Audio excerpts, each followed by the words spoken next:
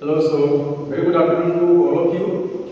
Those who are about to watch me discussing and analyzing the text of the poem of class 11 from Hornbill book from chapter number 3. The name of the poem is Voice of the Rain. Okay, so before I go on explaining what is there in the text, I would like to define what is poetry. Because the very tradition of English literature, be it American literature, be it Australian literature, be it Russian literature, be it Canadian literature, the tradition very particularly and specifically goes back to ancient Rome or Greek. So, something like 2000 years ago, there existed a person called Aristotle. He wrote a book called Poetics. There he defined everything, like what is poetry, what are the forms of poetry, what is drama, what are the different forms of drama. So, what was the definition? What was the very definition of Aristotle regarding poetry? He said, poetry is the art of mimetic.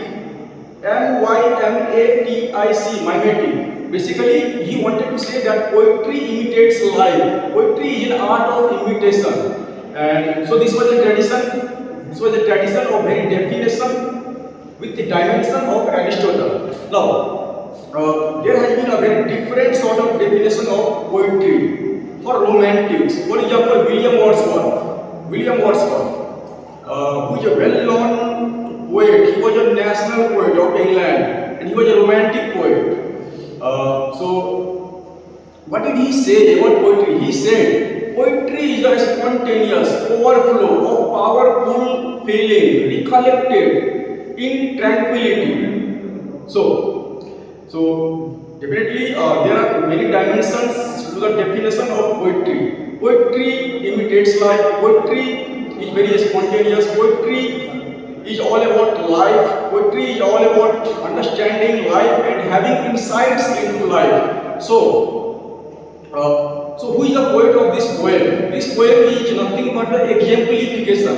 That is an example of American literature. Yes. The name of the poet is Walt Whitman. Basically, he wrote a book called Leaves of Grass. So that book is nothing but an anthology of poems. And in that book, there are many poems. So, Voice of the Rain is one of the poems that appeared in that book. And during his lifetime, the poet, he revised this book 9 times, very precisely and particularly speaking.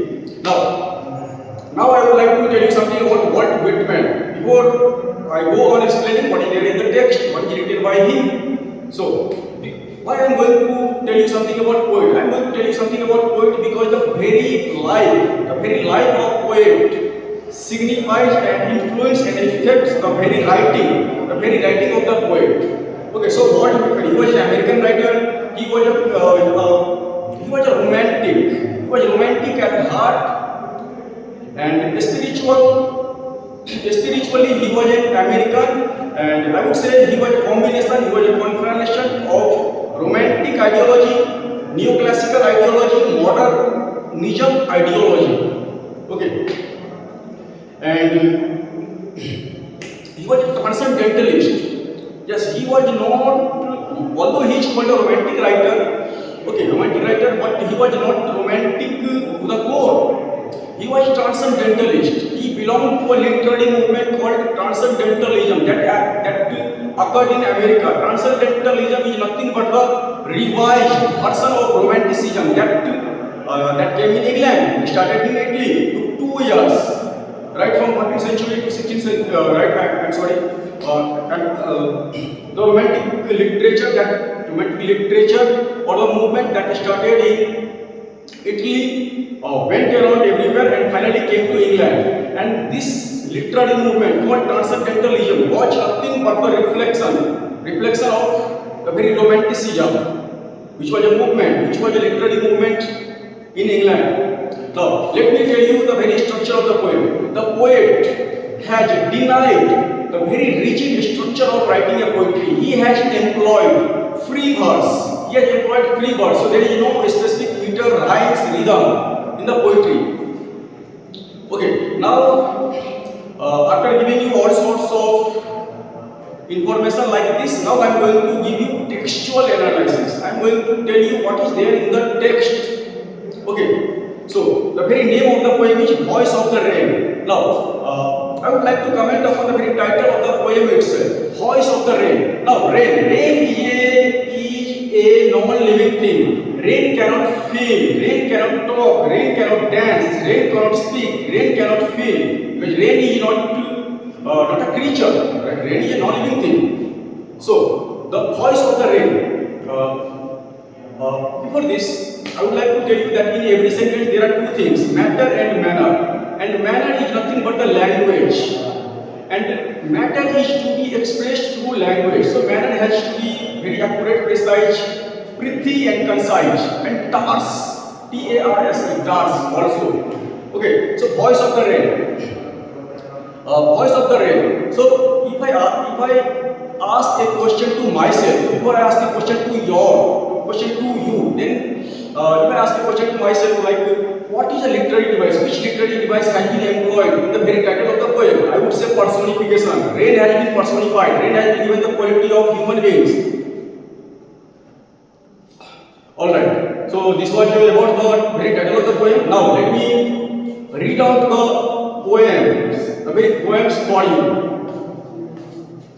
And who art thou? Said I to the soft falling shower, which strange to tell, gave me an answer as he had translated. I am the poem of the earth, said the voice of the rain.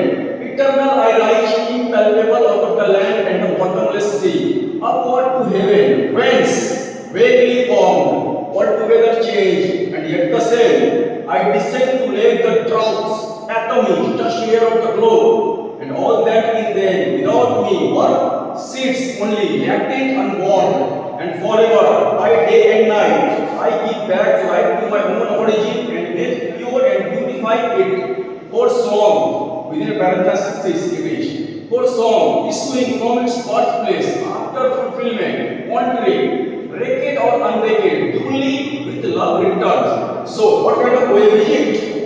If this question he asked right in the beginning, what kind of poem is it?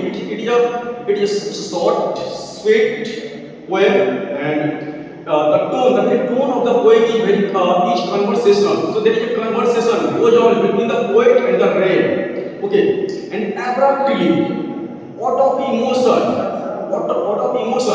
poet asks a question to the rain. Who asked a question to the rain, which is falling right from the sky to the ground. And poet asks a question like, who art thou? Please pay attention to the spelling. I'm sorry. And who art thou? Who art thou? So here, who art thou means who are you? Art is nothing. A-R-T, art. Art is nothing but the archaic form of art, which is auxiliary verb in terms of grammar. Maybe you know that. Okay, so who art thou? When this question was asked to rain, the rain replied, I am the poem of the earth. So once again, there is a literary device that has been used in the very reply of the poem. Okay, I am the poem of the earth. So, which literary device? I am talking about metaphor. The poet has used rain metaphorically. Okay, now, so the poem talks about the very significance, the very importance, the very essence, and the very vitality of rain for human beings in general and other creatures in particular. Without rain, it is impossible to have life on earth. Rain is all sustaining. Rain is all almighty, I would say, in a certain sense.